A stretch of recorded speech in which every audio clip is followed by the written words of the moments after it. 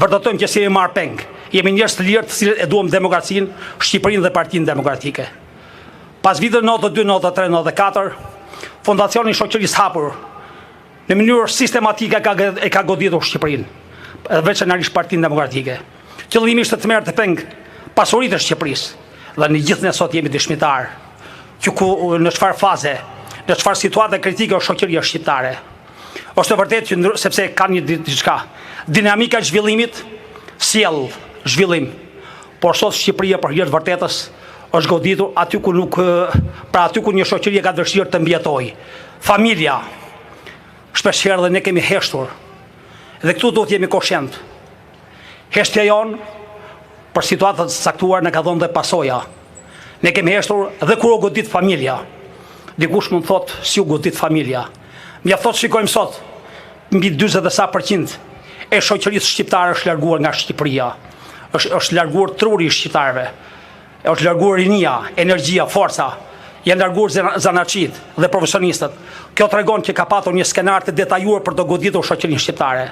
Pastaj ligji i fundit i maratuar në parlament, ku është vështirë të përcaktojmë tash kush është nëna, kush është babai, këto janë goditjet e shoqërisë shqiptare. Këto janë goditjet e familjes. Dhe një shoqëri të cilit goditet familja normalisht e ka të vështirë të mbijetesës. Unë do të drejtohem miqve të mi. Miq, ne jemi këtu. Ne kemi mundësi për hir të vërtetës. Doktor Berisha në një fjalë para disa kohësh tha që duhet pastrojmë shtëpinë tonë. Shtëpia jonë është vërtet që ka nevojë për të ndryshuar doktor Berisha dhe për të pastruar. Këtë nuk e bën dot një person i vetëm, këtë duhet ta bëjmë gjithë bashkë. Goditur në çdo drejtim. Unë para se të mbyll fjalën, kam dëshirë të kujtoj një aspekt. Ka qenë data, duke dhirë data 10 dhjetor 90. Merdi babai për një vizitë. Pas një interviste në televizionin shqiptar, ku dilje hapur kundra diktaturës. Nëse do ta fitoni këtë betejë, ju keni fituar një luftë dhe burri është pjekur kur fiton një betejë. Një burr piqet kur kryen një ushtrin. Një djalosh piqet kur i vdes babai në moshë 3. Dhe një burr mund piqet kur bën një burg.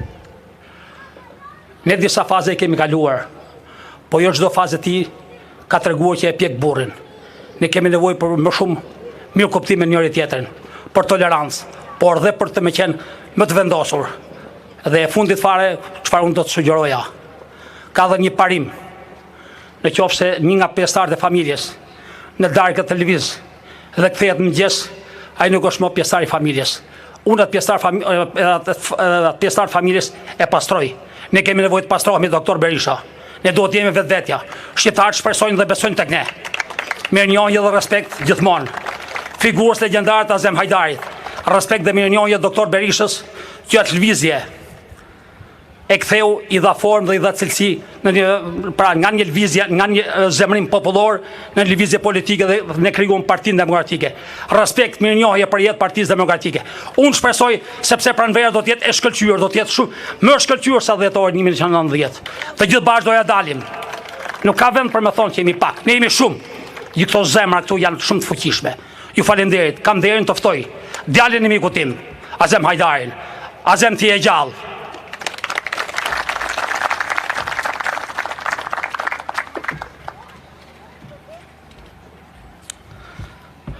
Përshëndetje të nderuar. Kam kënaqësinë që të jem këtu sot, një ditë që ka qenë një ditë që gjithë shqiptarët duhet jenë mendoj mirënjohës e falendëruar për herojt që bën pjesë në lëvizjen studentore. Me kryetar në atë kohë babain tim, doktor Berishën, e shumë herojnë tjerë. Mendoj që falë kësaj heroizmi që bën këta njerëz, shqiptarët sot duhet ta dinë që kjo sakrificë, ajo gjakderdhje që u bën atë kohë, vetëm me parimin për të pasur një ardhmë më të mirë, sot shqiptarët kanë mundësinë që të shkollojnë fëmijët e tyre aty ku dëshirojnë, të hanë ushqimin që dëshirojnë, të dëgjojnë muzikën që dëshirojnë, të shikojnë televizor edhe atë që dëshirojnë, të vishen si dëshirojnë, të martohen me atë që dëshirojnë. Pasi të gjitha këto ishin pasoja që ishin të pamundura të bëje sipas dëshirës apo sipas zemrës në kohën e agresionit komunist.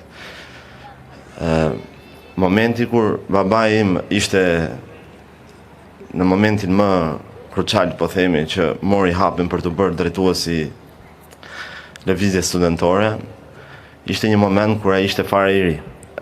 Dhe dua të them që sapo ishte bërë me fëmijë faktikisht, babi ka qenë një person, dua të tregoj edhe pak për babin, për shkak se duke qenë se, si kam thënë më përpara, unë e kam munduar ta mbaj ngjallë me histori dhe kam dëgjuar shumë histori. Babi ka qenë një person që kur erdhi herët në Tiranë, domethënë për të bërë kryestudimet, ishte një person që donte ta rëmbente të ardhmen e tij dhe t'i vinte gjërat para.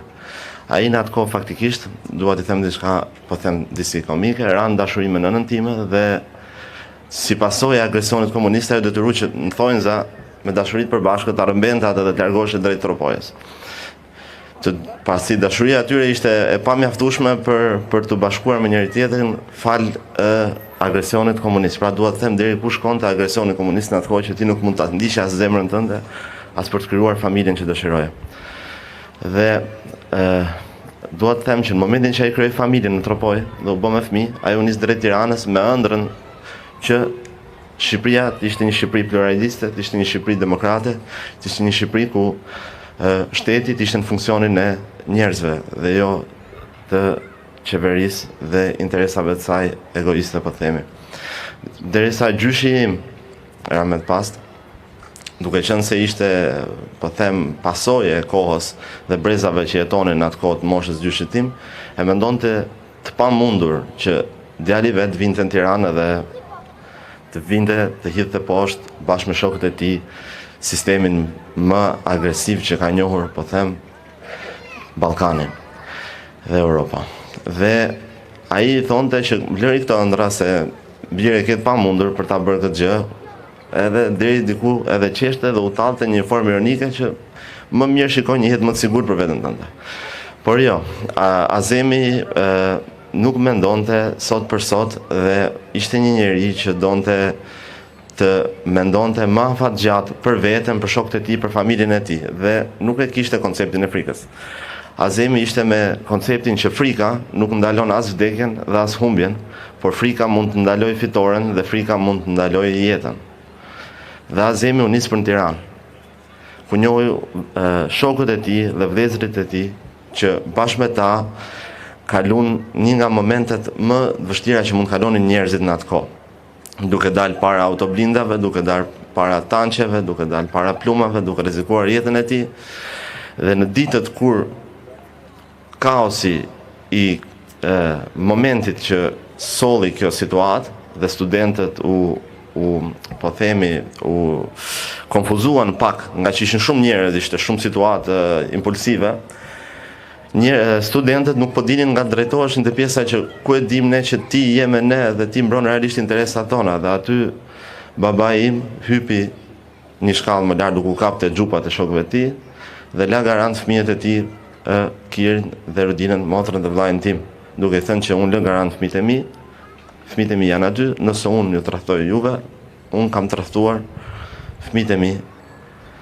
Gjë që ky moment studentët në atë kohë i shtangu që një person mund të linte garant fëmijët e tij, mund të sakrifikonte çdo gjë deri në familje për lirinë dhe demokracinë e këtij shteti. Në atë moment ai mori leadershipin dhe besimshmërinë që është më e rëndësishme të shokëve të tij në atë kohë.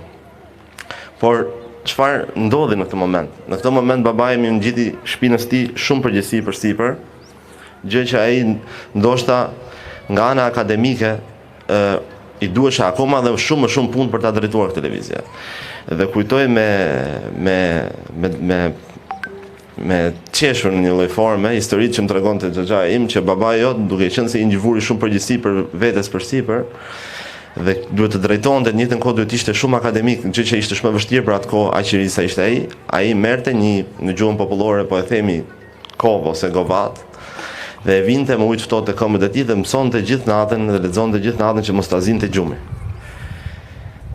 Në këtë mënyrë që të arrinte dhe të balanconte jetën familjare, jetën politike dhe zhvillimin e tij intelektual.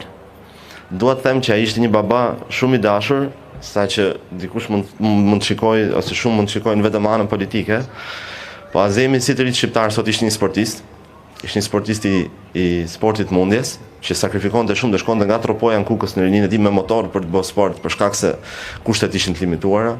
Ishte një person politik që pavarësisht agresionit politik gjatë ditës, së rrezikimeve të jetës dhe situatave voluminoze që ofronte politika, prap gjente kohën për të kthyer në shtëpi dhe për të luajtur me vllajën tim me Kirin në atë kohë, siç luajnë tritë sot PlayStation, ka qenë dhe PlayStation e asaj kohe.